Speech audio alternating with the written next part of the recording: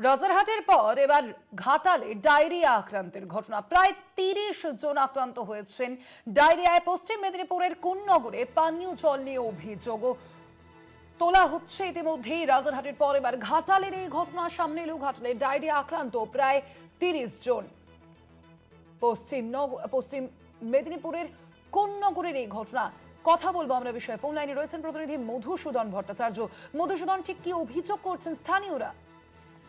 একদম দেখো সোনালী, গতকাল থেকে কিন্তু পৌরসভার যে বাড়ি বাড়ি যে পানীয় জলের যে কানেকশন, সেই কানেকশনে যখনই জল ধরে তখনই কিন্তু দেখা যায় যে সেই সময় পানীয় জলের যে পাত্র, সেই পাত্রতে অটোমেটিক যখন জল পড়ছে সেই জলের মধ্যে কিন্তু বুদবুদ আকারে ফেনা কখনো দেখা যায়, কখনো বেশ কয়েকটি বাড়িতেও কিন্তু ইতিমধ্যে কিন্তু কেঁচো বা অন্যান্য যেমন জোঁক বলে একটা অভিযোগ করছে, সেই পোকার একটা কিন্তু লক্ষ্য করা গিয়েছে। সব মিলে কিন্তু একটা ইতিমধ্যে কিন্তু চরম একটা আতঙ্কের সৃষ্টি হয়েছে এলাকার বাসিন্দাদের মধ্যে। দেখো ঘাটাল পৌরসভা 13, 14, 15 নম্বর ওয়ার্ড ইতিমধ্যে কিন্তু পৌরসভার পক্ষ থেকে কিন্তু অ্যানাউন্স করা হচ্ছে মাইকিং করে যে সেই পানীয় জল যাতে কোনো রকম ভাবে পৌর বাসিন্দারা যাতে না পান করেন সেই বিষয়টিও কিন্তু পৌরসভার পক্ষ থেকে কিন্তু গুরুত্ব সহকারে দেখা হচ্ছে।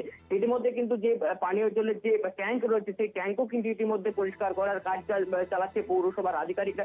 সব মিলিয়ে কিন্তু ইতিমধ্যে যে সমস্ত মানুষজন তারা কিন্তু ডায়রিয়া আক্রান্ত হয়েছে, প্রায় 30 জনের মতো ইতিমধ্যে কিন্তু ডায়রিয়া আক্রান্ত হয়েছে।